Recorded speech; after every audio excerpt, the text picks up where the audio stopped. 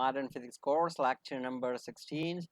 In this lecture, we will discuss principle of equivalence as a part of the lecture of general relativity. So आइए आज की lecture की तरफ जाते हैं। प्रिंसिपल ऑफ equivalence में जाने से पहले थोड़ा सा ज़रूरी है कि हम जनरल अपने रिलेटिविटी के टेनेंट्स के बारे में थोड़ा सा जानें। ठीक है, so tenet of general relativity. So we remember कि जनरल रिलेटिविटी जो है ये हमारे पास एक एक्सटेंशन है स्पेशल थ्योरी ऑफ रिलेटिविटी का। मींस के general relativity is the extension of special relativity. ठीक है, so it's include the effect of accelerating object and their mass on space time. ठीक है, अब जब हम कहते हैं कि जनरल रिलेटिविटी हमारे पास ये क्या है, ये स्पेशल जो थ्योरी ऑफ रिलेटिविटी है इसकी एक्सटेंशन है। तो इसमें हमारे पास क्या क्या चीज़ें शामिल है कि हम कहते हैं कि ये एक्सटेंशन है। सो इस एक्सटेंशन में हमारे पास शामिल है इफेक्ट ऑफ एक्सेलरेटिंग ऑब्जेक्ट।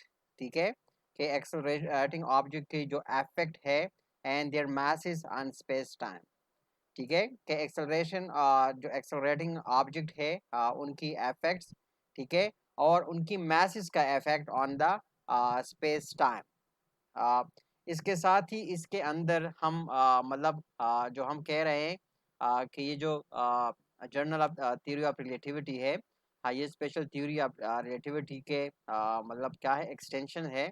और हम कहते हैं कि इसमें जो है एक्सेलरेटिंग ऑब्जेक्ट की जो इफेक्ट है वो शामिल है, और उनकी मासेस की जो इफेक्ट है स्पेस टाइम पे वो सारे के सारे उसमें शामिल है। So as a result, the theory is an explanation of the gravity. ठीक है, मतलब इन तमाम के साथ साथ ये जो हमारे पास है ये जो जनरल थ्योरी है ये बेसिकली क्या है, ये एक्सप्लेनेशंस है ग्रेविटी की।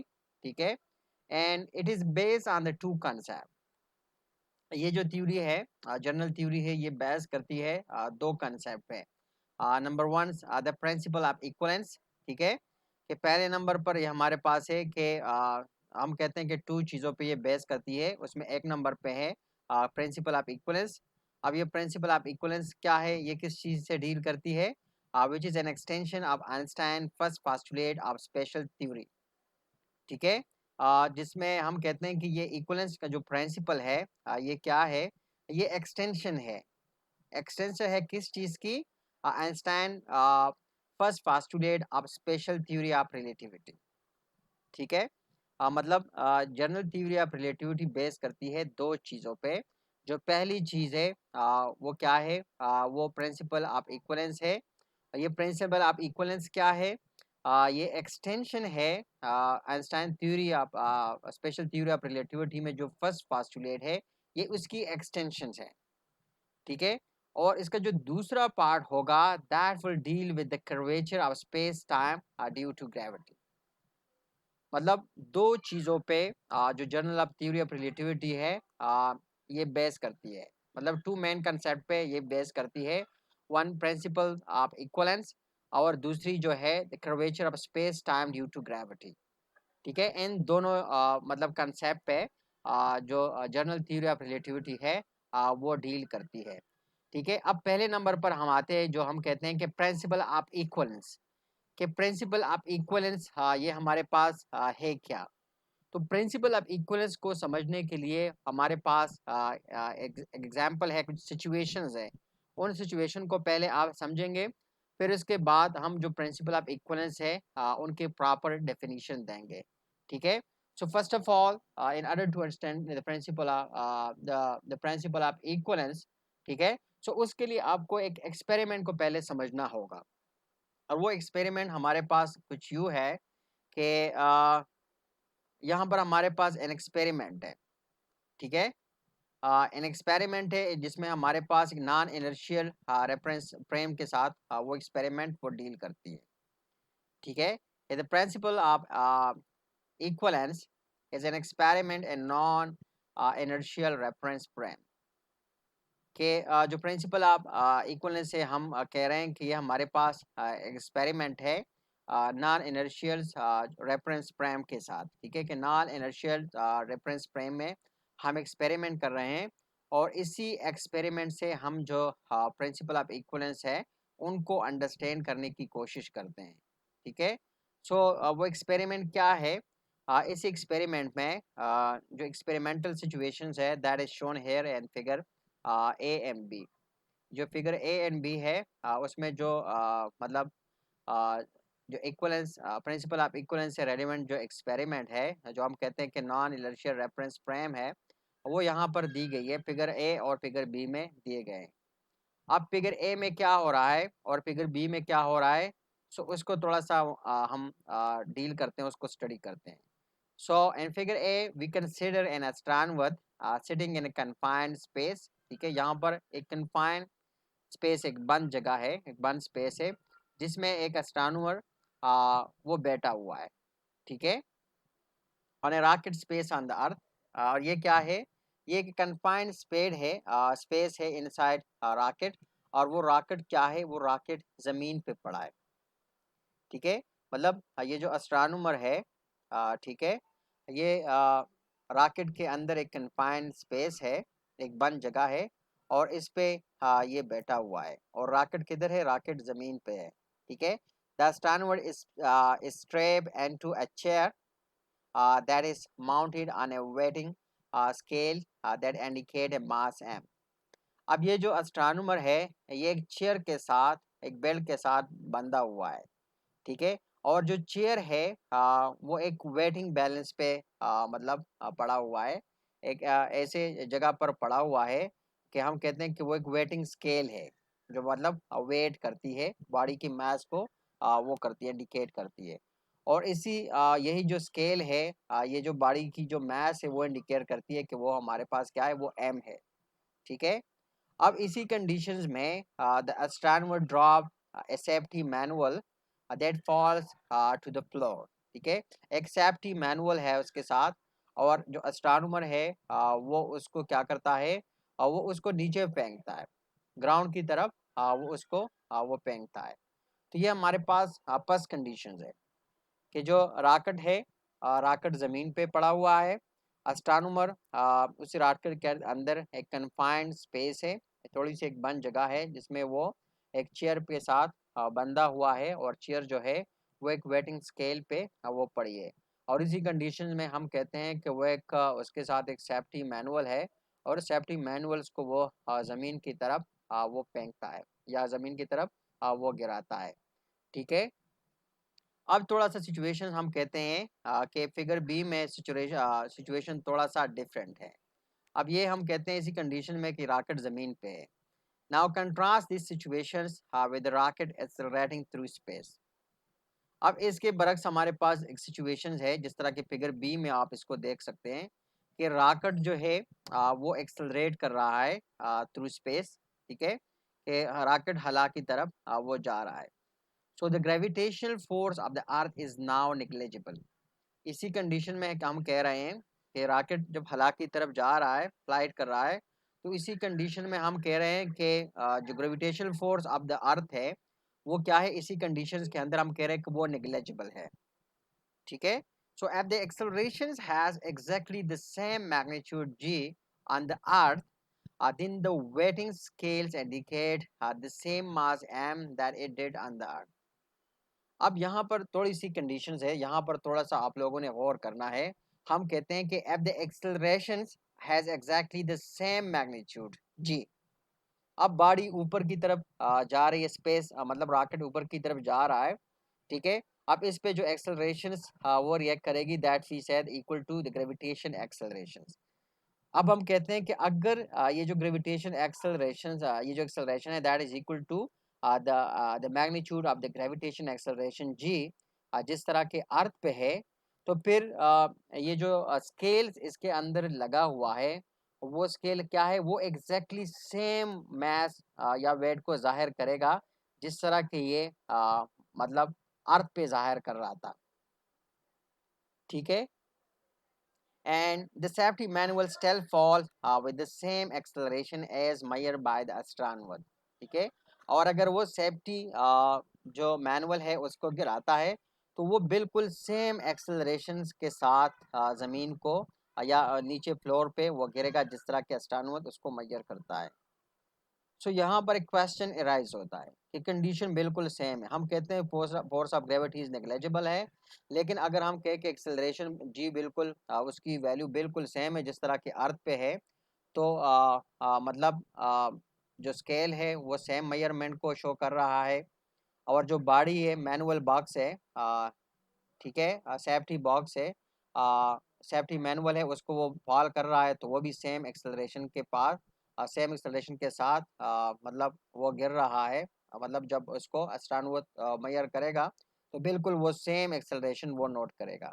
सो यहाँ पर एक क्वेश्चन अराइज होता है, वो क्वेश्चन क्या है कि how can the astronaut tell whether the rocket is on the earth और इन स्पेस।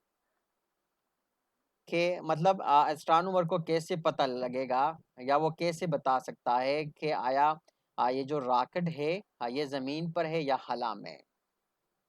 क्योंकि उसके पास जो स्केल लगी हुई है वो स्केल की रीडिंग्स मतलब वो मेजरमेंट स्केल भी सेम दे रहा है, और अगर वो सेफ्टी मैनुअल्स को गिरा रहा है तो वो सेफ्टी मैनुअल उसी एक्सेलरेशन के साथ जिस तरह रॉकेट ज़मीन पे था तो उसी एक्सेलरेशन के साथ वो ज़मीन को वो हिट कर रही है। मतलब दोनों की दोनों सिचुएशन सेम है। तो अब इसी सिचुएशंस में ये जो एस्ट्रोनॉट है वो कैसे बताएगा या उसको कैसे पता चलेगा कि आया वो ज़मीन पे है या स्पेस पे है। ठीक है। तो यहाँ पर हम कहते हैं कि प्रिंसिपल ऑफ इक्वलेंस वो लाई करती है। So now we have the questions कि what is the principle of equivalence. कि प्रिंसिपल ऑफ इक्वलेंस मतलब क्या है। ठीक है। सो थोड़ा सा अब यहाँ पर हम प्रिंसिपल ऑफ इक्वलेंस को जब अगर सिचुएशन आपको समझ में आ गई है तो यहाँ से आगे हम प्रिंसिपल ऑफ इक्वलेंस जो है उसको बयान करेंगे, उसके साथ डील करेंगे, उसकी एक्सप्लेनेशन या उसकी जर्नल जो स्टेटमेंट है वो देंगे। ठीक है। सो वो ये है कि there is no experiment that can be done in a small confined space that can detect the difference between a uniform gravitational field and an equivalent uniform accelerations। ठीक है। मतलब सैम्पल वर्ड्स में हम इसको कैसे डील कर सकते हैं कि देयर इज नो एक्सपेरिमेंट, कि हमारे पास ऐसी कोई एक्सपेरिमेंट वो नहीं है दैट कैन बी डन ताकि हम उसको करें इन ए स्मॉल कन्फाइंड स्पेस। ठीक है, एक छोटी सी बंद जगह के अंदर। मतलब हमारे पास कोई भी ऐसी एक्सपेरिमेंट नहीं है ताकि हम उसको एक छोटी सी बंद जगह में करें, और उसके साथ ही हम क्या करें, उसी एक्सपेरिमेंट के साथ ही हम डिफरेंस डिटेक्ट करें। कौन सी डिफरेंस डिटेक्ट करें? a difference between a uniform gravitational field and an equivalent uniform accelerations। ठीक है, कि जिससे हम यूनिफॉर्म ग्रेविटेशनल फील्ड और इक्विवेलेंट यूनिफॉर्म एक्सेलरेशंस जो है उनके बीच फ़र्क को हम क्या करें, फ़र्क को हम महसूस करें या फ़र्क को हम डिटेक्ट करें।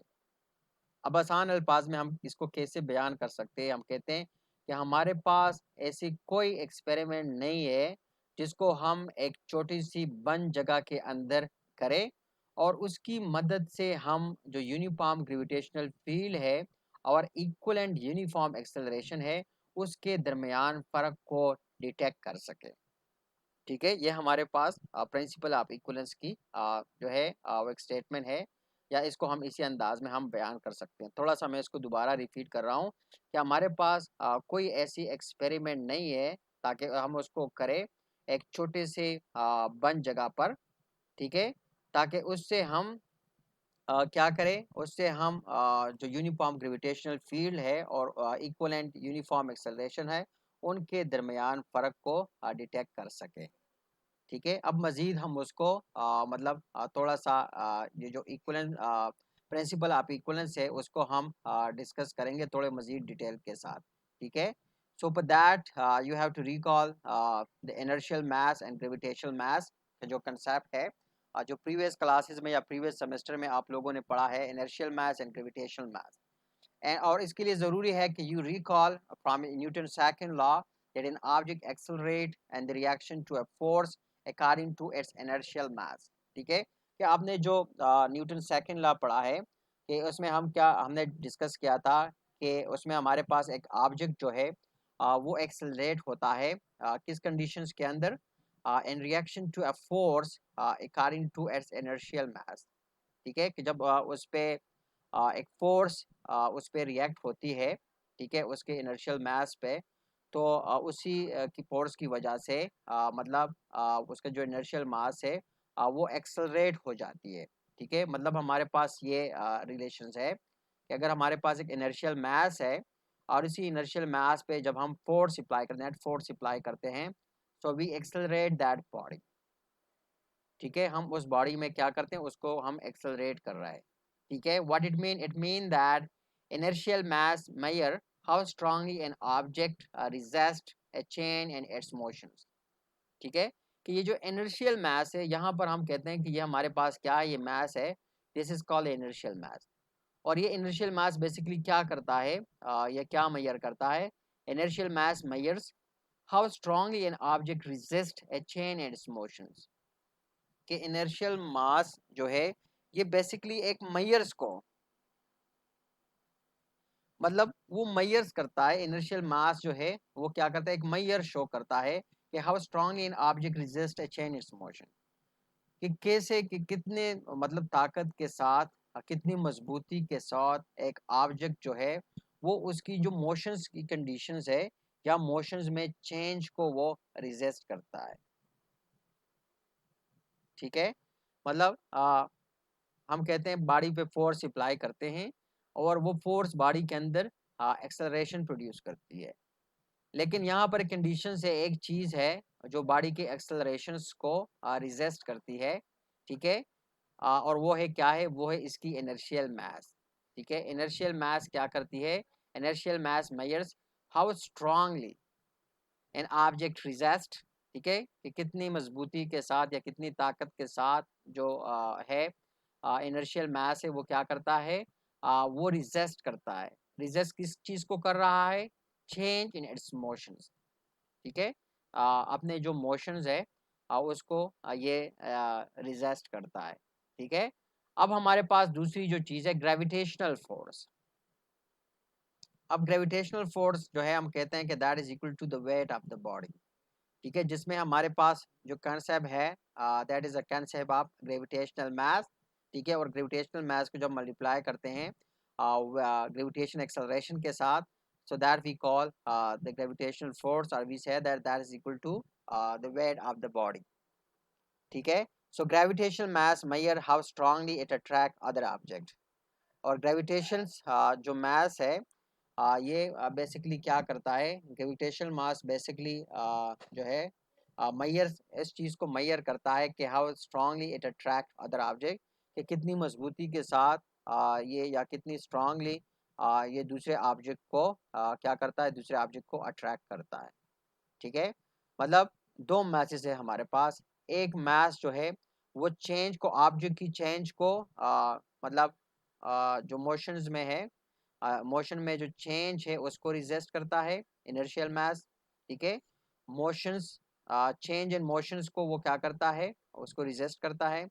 और दूसरी हमारे पास ग्रेविटेशनल मास है जो क्या करता है, स्ट्रांगली अट्रैक्ट अदर ऑब्जेक्ट। ठीक है, जो हमारे पास क्या है, एक मेजर है जो क्या करता है, स्ट्रांगली अट्रैक्ट अदर ऑब्जेक्ट। ठीक है, और दूसरी इनर्शियल मास हमारे पास क्या है, inertial mass is a measures how strongly an object resist A change in its motions. अब दोनों मैसेज की हमारे पास ये डेफिनेशंस है कि एक हमारे पास मेजर है कि कितने स्ट्रांगली एक ऑब्जेक्ट जो है अपने जो मोशन से उसमें क्या करता है, चेंज को रिजिस्ट करता है। और दूसरे जो हमारे पास मास है वो ग्रेविटेशनल मास है, और ये मेजर करता है कि how strongly it attract other object. ठीक है, so for the same force, अब यहाँ पर हम देखते हैं, हम कहते हैं कि दोनों फोर्सेस ये बराबर है। ठीक है, for the same force we get the ratio of the masses। अगर हम कहते हैं कि दोनों मैसेज हमारे पास बराबर है, तो इन दोनों इक्वेशंस को हम कंपेयर करते हैं, so we will get the ratio of the masses. ठीक है, और we can say that the accelerations. ठीक है, इसी कंडीशन में हमारे पास जो एक्सेलरेशन होगी, ठीक है, या जो हम कहते हैं कि हमारे पास एक रेशियो बन रही है, that is acceleration A is equal to gravitational mass divided by the inertial mass whole multiplied by g, that is acceleration due to gravity. ठीक है. Now according to the principle of equivalence, अब principle of equivalence के मुताबिक the inertial and gravitational masses are equal. ठीक है.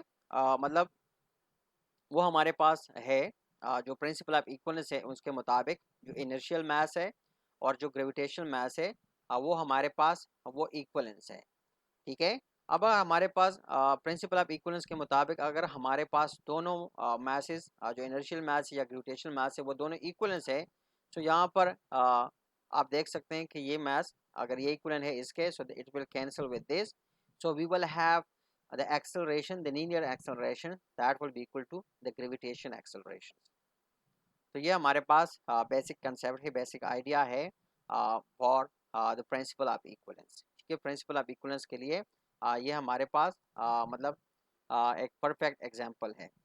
अब दूसरी situation हमारे पास है लाइट डिफ्लेक्शंस का. नॉर्मली आप लोग जानते हैं कि मतलब light travel in a straight line. ठीक है. कि लाइट जो है एक स्ट्रेट लाइन में एक कांस्टेंट स्पीड के साथ वो मूव करती है.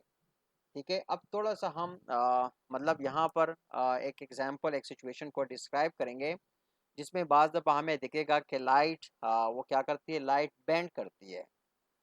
ठीक है. कि लाइट जब ट्रेवल करती है वो क्या करती है, या एक ऑब्जेक्ट है अगर वो वेरी फास्ट मूव कर रहा है तो हमें ऐसा लगता है कि लाइट जो है वो बेंड करती है. ठीक है. या लाइट डिफ्लेक्ट करती है. सो लाइट की डिफ्लेक्शंस को थोड़ा हम स्टडी करते हैं. ठीक है. यहाँ पर हमारे पास फिगर है और फिगर में मतलब क्या है कि हमारे पास मतलब एक आप इस तरह का एक समझिए कि एक रॉकेट है. ठीक है. और वो रॉकेट हवा में जा रही है और उसके अंदर एक एस्ट्रोनॉट है या एस्ट्रोनॉमर वो अंदर है और वो एक हाई स्पीड के साथ हवा में जा रहा है. ठीक है. So consider accelerating through a region of space where a gravitation force is negligible. ठीक है. कि हम एक बॉडी है उसको एक रॉकेट के अंदर एक्सेलरेट कर रहे हैं स्पेस के अंदर, स्पेस में एक पर्टिकुलर रीजन्स के अंदर जहाँ पर हम कहते हैं कि हमारे पास जो ग्रेविटेशनल फोर्स है वो नेग्लिजिबल है. ठीक है. यहाँ पर ये देखिए ये स्पेस के अंदर बॉडी जो है वो एक्सेलरेट कर रही है और ये ऐसी कंडीशन है, ऐसी जगह है स्पेस में जहाँ पर हमारे पास जो ग्रेविटेशन एक्सेलरेशन है हम उसको कहते हैं, जो ग्रेविटेशनल फोर्स है हम कहते हैं कि वो नेग्लिजिबल है. So a small window on the rocket allows a beam of starlight to enter the spacecraft. ठीक है. ये जो हवाई जहाज है इसके अंदर एक खिड़की है जिससे हम कहते हैं कि जो स्टार लाइट्स है वो एंटर हो रही है. ठीक है. वो स्टार लाइट को अलाउ करके वो रॉकेट के अंदर वो एंटर हो रही है. ठीक है. Since the velocity of light is finite, अब यहाँ पर हमें पता है कि जो लाइट है उसकी जो वेलोसिटी है वो फाइनाइट है. वो कितनी फाइनाइट है, you know that that is equal to 3×10⁻⁸ metre per second. तो वो फाइनाइट है. So there is a non zero amount of time for the light to shine across the opposite wall of the spaceship.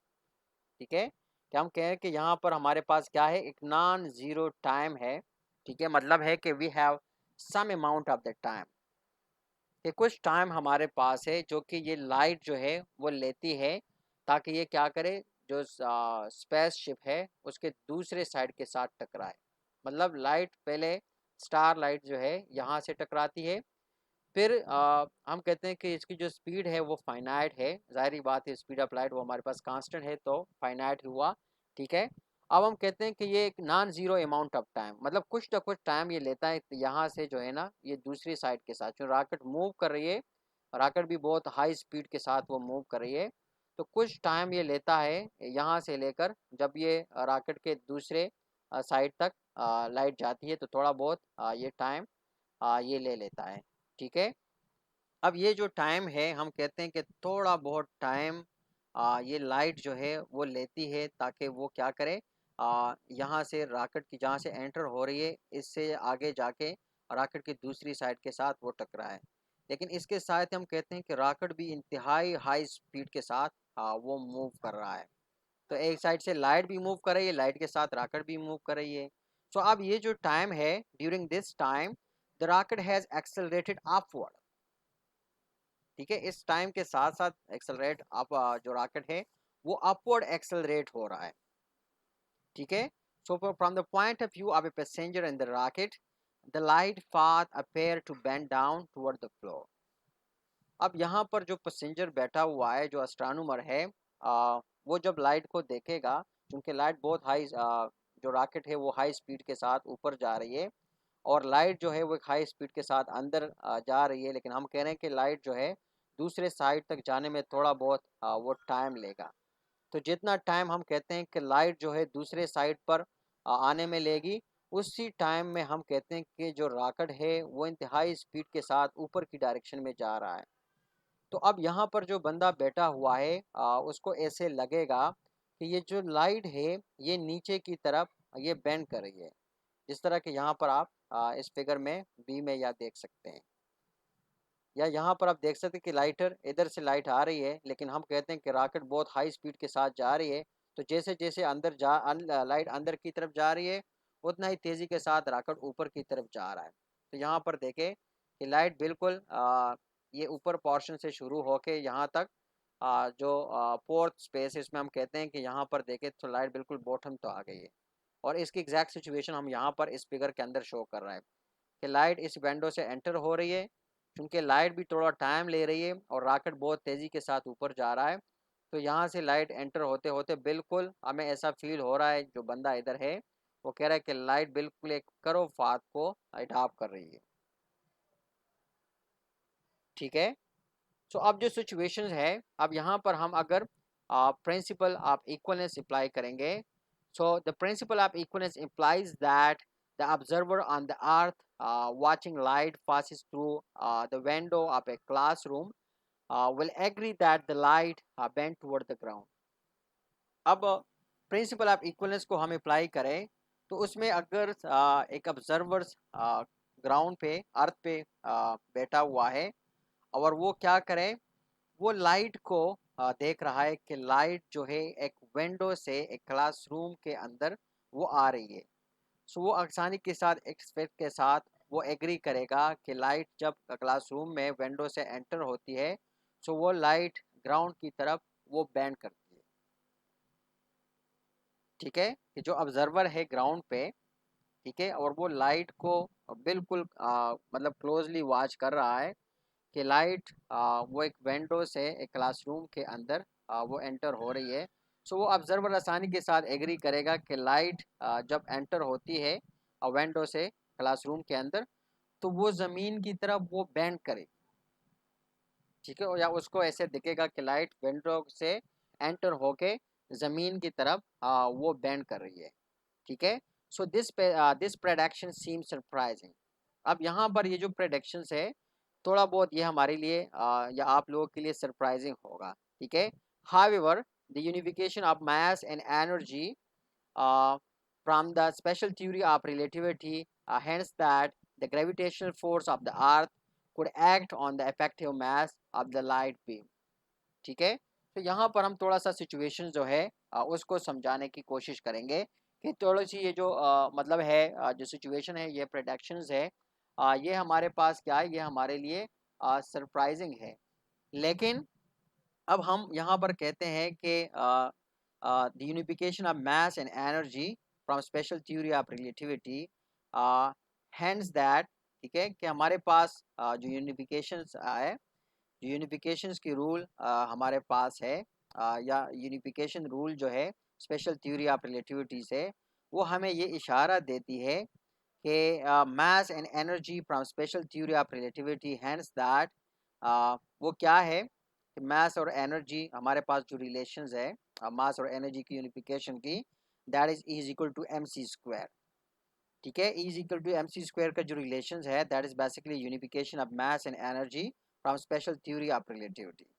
अब यहाँ से हमें एक इशारा मिलता है, वो इशारा कौन सा है, that the gravitation force of the earth could act on the effective mass of the light beam। ठीक है, क्योंकि जो ग्रेविटेशन फोर्स है जमीन की, it could act on the effective mass of the light beam, कि वो लाइट बीम की जो इफेक्टिव मास है उस पे रिएक्ट कर रहा है। ठीक है। यहाँ पर एक पॉसिबिलिटी बनती है कि मतलब जिस तरह हमें आइडिया या हिंट्स मिल रहा है कि unification mass and energy according to special theory of relativity, उससे हम ये अंदाज़ा लगा सकते हैं या ये हिंट्स ये इशारा ले सकते हैं कि gravitation force of the earth could act on the effective mass of the light beam, कि जो भी ग्रेविटेशन फोर्स है वो जो effective mass of light beam है उस पर क्या कर रहा है, उस पर एक्ट कर रहा है। ठीक है।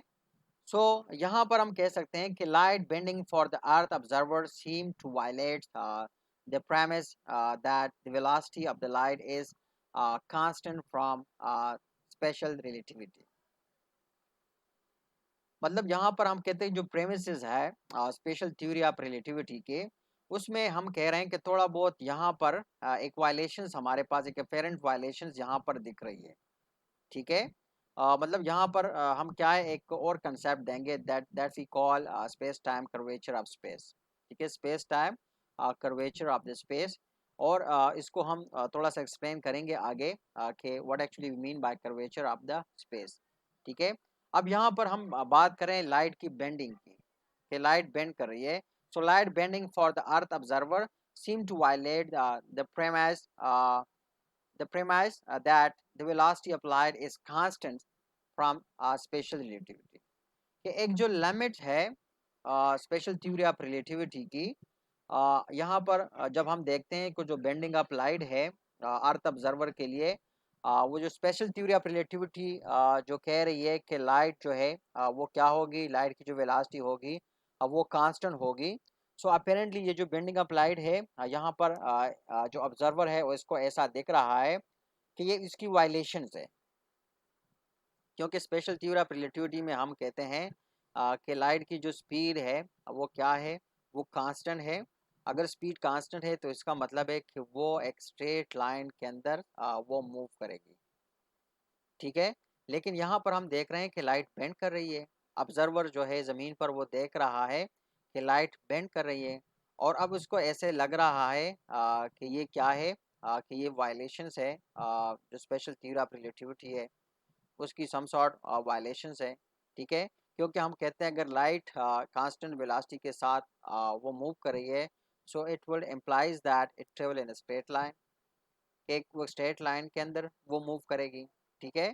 तो मतलब यहाँ पर अपेरेंटली जो ऑब्जर्वर है उसको ऐसे लगेगा या इसको ऐसे लग रहा है कि जो स्पेशल थ्योरी ऑफ रिलेटिविटी है उसकी वायलेशन हो रही है।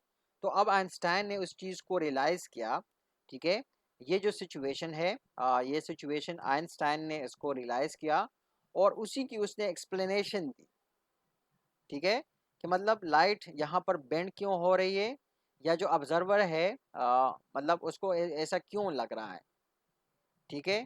क्या आया ऑब्जर्वर की जो ऑब्जर्वेशन है वो सही है या वो गलत है, या जो लाइट का उसने कहा था कि लाइट की कांस्टेंट स्पीड है या वो स्ट्रेट लाइन में मूव कर रही है वो कंसेप्ट सही है, या यहाँ पर जो सिचुएशन लाई कर रही है इसका आपस में मतलब लिंक क्या है। So Einstein recognize that we need to expand our definition of straight line. तो यहाँ पर आइंस्टाइन ने जो है वो जो स्ट्रेट लाइन की डेफिनेशन है उसको थोड़ा सा एक्सपेंड किया। ठीक है। मतलब आइंस्टाइन ने थोड़ा बहुत जो अब उसकी जो स्पेशल थ्योरी ऑफ रिलेटिविटी में जो कंसेप्ट दिया था for speed of light to be universal constant. ठीक है। और जिससे हमने ये डिड्यूस किया कि लाइट स्पेशल कांस्टेंट स्पीड का मतलब है कि वो एक स्ट्रेट लाइन के अंदर या स्ट्रेट लाइन पे वो मूव करिए। तो थोड़ा बहुत आइंस्टाइन ने उस डेफिनेशंस को क्या किया, एक्सपेंड किया।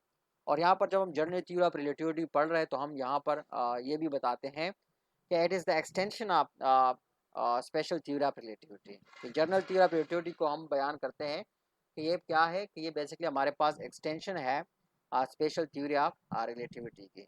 तो आइंस्टाइन ने यहाँ पर जो स्ट्रेट लाइन की डिफिनीशंस थी उसको क्या किया, उसको थोड़ा मतलब क्या एक्सपेंड किया। ठीक है। और एक्सप्लेनेशन उसकी जो मतलब जो एक्सपेंशन थी या एक्सपैंड मतलब था वो कुछ यूँ था कि the shorter distance between the two points on a plate surface are fair different than the same distance between the point on a sphere। ठीक है। कि हमारे पास शॉर्ट डिस्टेंस है, थोड़ा सा आप लोगों को यहाँ पर कंसिडर करना होगा कि हमारे पास दो सरफेसेस है, one is flat surface and the other is a sphere surface. ठीक है। एक हमारे पास है फ्लैट सरफेस है, ठीक है, और एक हमारे पास है सरफेस ऑन स्फीयर, जिस तरह के एक बॉल है आपके पास। तो हम कहते हैं कि जो शॉर्टेस्ट डिस्टेंस है between the two point on a flat surface appears are different than the same distance between the point on a sphere, ठीक है। तो मतलब अगर हमारे पास शॉर्टेस्ट डिस्टेंस है बिटवीन द टू पॉइंट एक प्लेट सरफेस पे, तो वो हमें बाज़ दफ़ा ऐसे दिखेगा कि ये मुख्तलिफ है उसी शॉर्टेस्ट डिस्टेंस से जो हमारे पास दोनों पॉइंट के दरमियान होगी, अगर हम उसी उन पॉइंट्स को एक स्पेयर पे ले लें। आसान अल्फाज में हम कहते हैं कि जो प्लेट सरफेस के दो पॉइंट्स के दरमियान शॉर्टेस्ट डिस्टेंस है, वो स्पेयर पर जो दो पॉइंट के दरमियान शॉर्टेस्ट डिस्टेंस होगा उससे अलग दिखता है, ठीक है। ज़ाहिरी तौर पे ये दोनों अलग दिखते हैं, ठीक है। So the path on the sphere appear curve, और इसकी वजह यह है कि स्पेयर पे जो पाथ है वो हमें वो कर्व दिखता है, ठीक है। और जो प्लेट पे है वो बिल्कुल, जो प्लेट सरफेस है वो बिल्कुल सीधा दिखता है। मतलब अब दोनों डिस्टेंस सेम है, प्लेट सरफेस पे भी जो डिस्टेंस है बिटवीन द टू पॉइंट्स और जो प्लेट सरफेस है वो दोनों सेम, प्लेट सरफेस पे और कर्व्ड सरफेस पे, मतलब जो स्पेयर है दोनों के दरमियान डिस्टेंस वो सेम है। लेकिन हमें ऐसा दिख रहा है जो सिचुएशंस है due to the curve path, ठीक है, ऑन द स्पेयर, हमें वो से दिख रहा है कि वो डिस्टेंस जो है वो सेम नहीं है, ठीक है। तो ऐसी सिचुएशंस के लिए हम क्या करेंगे, मतलब डिस्टेंसेस शॉर्टेस्ट डिस्टेंसेस दोनों सेम है, लेकिन एक जो डिस्टेंस है वो कर्व है और दूसरा जो है वो बिल्कुल स्ट्रेट है, ठीक है। So we shall expand our definition of a straight line to include any minimize distance between the two point. अब यहाँ से हम क्या करेंगे कि we shall expand our definition of a straight line. हम अपनी जो स्ट्रेट लाइन की जो डेफिनेशन है उसको थोड़ा सा वो क्या करेंगे, एक्सपेंड करेंगे। Expand for what, to include any minimize distance, ठीक है, ताकि हम उसमें क्या करें, कोई सा भी मिनिमाइज डिस्टेंस जो है वो इंक्लूड करें बिटवीन द टू पॉइंट। मतलब अब जो हमारे पास जो डिफिनीशन है स्ट्रेट लाइन के लिए, उसको हम क्या करेंगे, उसको हम थोड़ा बहुत एक्सप्लेन करेंगे ताकि हम उसमें जो मतलब कोई सा भी मिनिमाइज, कोई सा भी स्मॉल से स्मॉल जो डिस्टेंस है बिटवीन द टू पॉइंट, ताकि हम उसमें इसको शामिल करें, ठीक है। तो उसके लिए आइंस्टाइन ने क्या किया, उसने आइंस्टाइन ने कुछ इसको इस तरह वो किया कि if the space near the earth is not flat, ठीक है। आइंस्टाइन ने थोड़ा सिचुएशन को समझा और फिर उसको कुछ यूँ बयान किया कि if the space near the earth is not flat, ठीक है, कि अगर सॉरी द स्पेस टाइम, कि अगर स्पेस टाइम जो है वो अर्थ के साथ, ठीक है, अर्थ के करीब वो क्या है, वो प्लेट नहीं है। So then the straight line, the straight line the straight line path of the light near the earth will appear curve, ठीक है। अब यहाँ से आइंस्टाइन ने थोड़ी बहुत वो जो कर्व पाथ वाली है या लाइट बेंडिंग वाली जो सिचुएशंस है उसको थोड़ा बहुत एक्सप्लेन किया, ठीक है। और वो कैसे एक्सप्लेन किया, वो कुछ यूँ बयान किया कि एट द स्पेस टाइम, ठीक है, कि जो हलाई टाइम है या हम कहते हैं स्पेस टाइम, इसको स्पेस टाइम को यूँ ही लेते हैं, ठीक है, कि अब the space time near the earth is not flat, ठीक है, कि अगर स्पेस टाइम अर्थ के करीब वो फ्लैट नहीं है, दिन द स्ट्रेट लाइन, दिन the straight line path of light near the earth will affair करो, ठीक है। फिर हमारे पास क्या होगा, जो स्ट्रेट लाइन पाथ है लाइट की ज़मीन के करीब, वो क्या होगा, वो कर्व दिखेगी, ठीक है। मतलब थोड़ी सिचुएशन आसान अल्फाज में कुछ यूँ है कि हम कहते हैं कि अगर जो स्पेस टाइम है, ठीक है, अर्थ के करीब अगर वो प्लेट नहीं है, तो फिर जो स्ट्रेट लाइन वाला जो रास्ता है लाइट का, ठीक है, वो ज़मीन के करीब वो क्या दिखेगा, वो कर्व दिखेगा, ठीक है। अब वजह क्या है, वजह ये है कि हम कहते हैं कि जो स्पेस टाइम है वो क्या है, वो अर्थ के करीब वो फ्लैट नहीं है। मतलब अगर वो प्लेट नहीं है तो इसकी वजह से जो स्ट्रेट लाइन पाथ है लाइट की, वो हमें क्या होगा, वो हमें ज़मीन के करीब वो कर्व वो दिखेगा। ठीक है, तो असल में सिचुएशंस ये है। ठीक है, so Einstein mandated that the mass of the earth create a temple on the space time surface. ठीक है, सो आइंस्टाइन ने थोड़ी सी मतलब जो है कुछ चीज़ों को ज़रूरी समझा और कुछ चीज़ों को मतलब चेंज किया। ठीक है, और वो ये है कि आइंस्टाइन ने ये बताया कि mass of the earth create a dimple on the space time surface. ठीक है, कि अर्थ की जो मास है वो स्पेस टाइम सरफेस पे एक डैम्पल प्रोड्यूस करता है, एक डैम्पल क्रिएट्स करता है। ठीक है, या दूसरे अल्फाज में हम कह सकते हैं कि the mass change the geometry of the space time. कि जो मास है या हेवनली बॉडीज है वो क्या करती है, वो स्पेस टाइम की ज्योमेट्री को चेंज करता है। ठीक है, आइंस्टाइन ने मतलब थोड़ी बहुत एक्सप्लेनेशन बहुत लंबी है लेकिन हम आसान अल्फाज में मतलब आइंस्टाइन ने जो अपनी गुफ्तगू थी या अपनी जो एक्सप्लेनेशन थी उसको कुछ यूँ बयान किया कि अर्थ जो है ये स्पेस टाइम सरफेस पे एक डंपल क्रिएट करता है।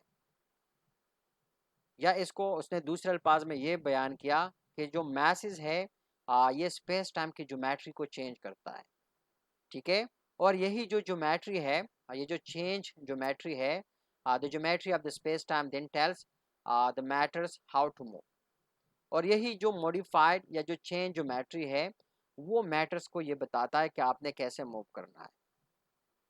ठीक है, मतलब जो मैसेज है ये स्पेस टाइम पे डैम्पल क्रिएट करता है या हम कहते हैं कि स्पेस टाइम की ज्योमेट्री को चेंज करता है। और यही जो चेंज ज्योमेट्री है वो फिर जो मैटर बॉडी है जिसकी वजह से मतलब ये स्पेस टाइम चेंज हुआ है। ठीक है, यही चेंज ज्योमेट्री फिर ऑब्जेक्ट को बताता है कि आपने कैसे मूव करना है। ठीक है, so Einstein famous field equations sum up this relation as. ठीक है, सो आइंस्टाइन की यहाँ से इसी सिचुएशंस के लिए आइंस्टाइन ने बहुत लंबी कैलकुलेशंस की और उस कैलकुलेशंस का जो मतलब हमारे पास सम अप है। ठीक है, मतलब ये जो रिलेशंस आइंस्टाइन ने मतलब किया, जो सिचुएशंस को आइंस्टाइन ने क्या किया, मतलब इस सिचुएशन को आइंस्टाइन ने मतलब इसके लिए कैलकुलेशंस की और उसको क्या किया, मतलब एक इक्वेशन डेवलप की that's been famous field equations. ठीक है, और उसको सम अप किया इन द फॉलोइंग रिलेशंस। ठीक है, उसको मतलब ऐसे आइंस्टाइन ने सम अप किया, मतलब जो रिलेशन आइंस्टाइन ने डेवलप किया। ठीक है, that is been known Einstein famous field equations. ठीक है, और उसी फील्ड इक्वेशन से sum up this relation as कि मतलब जो ज्योमेट्री और मतलब जो स्पेस टाइम के साथ इसका जो रिलेशन है उसको कुछ यूँ आइंस्टाइन ने सम अप किया कि mass energy tell space how to curve. ठीक है, कि आइंस्टाइन ने जो अपनी फील्ड इक्वेशन है उसके अंदर चीज़ों को कुछ ऐसा मतलब लैंक किया या ऐसे समराइज किया कि मास एनर्जी की जो रिलेशंस है। ठीक है, it tells space time how to curve. कि ये स्पेस टाइम को बताता है कि आपने कैसे कर्व करना है। ठीक है, या कैसे आपने बेंड करना है। ठीक है, and space time curvature then tells matter how to move. और इसके नतीजे में फिर स्पेस टाइम जो कर्वेचर बनती है वही फिर मैटर को बताती है कि आपने कैसे मूव करना है। ठीक है, तो मतलब it's very famous Einstein very famous field equations they sum up the relation between the mass energy and space time। ठीक है, so mass energy initially tell space time how to curve। ठीक है, and then in the next stage space time curvature tells the matter how to move। ठीक है, so the result is that a standard unit of length such as meter stick। ठीक है, अब ये जो result है इससे हम क्या कंक्लूड करते हैं कि जो हमारी है कि the result is that standard unit of length such as a meter stick increases and the density of a mass. ठीक है, कि एक मास के मतलब करीब एक हमारे पास जो स्टैंडर्ड मतलब है लेंथ की जो यूनिट है दैट इज मीटर स्टेक। और वो क्या है, उसकी मास उसकी जो लेंथ है उसमें इंक्रीज आ रहा है। ठीक है, रिजल्ट इज दैट के स्टैंडर्ड यूनिट ऑफ लेंथ। ठीक है, स्टैंडर्ड यूनिट ऑफ लेंथ क्या है, वो है हमारे पास मीटर स्टेक है। that increases and the density of a mass. ठीक है, तो वो एक mass के करीब जो है उसके उसमें क्या आ रहा है, उसमें वो इंक्रीज आ रहा है. ठीक है. So I hope you people learn, I hope you people understand. थोड़ा सा situations जो मतलब है हमने बयान की थोड़ा सा complex है, लेकिन आप लोगों ने थोड़ा सा lecture को बार बार repeat करना है. If you still have a question, so you can paste the questions on the YouTube, or you can ask the question directly in the class. ठीक है. So that's all for this lecture. Thanks for watching. See you next lecture very soon. Till then, bye bye.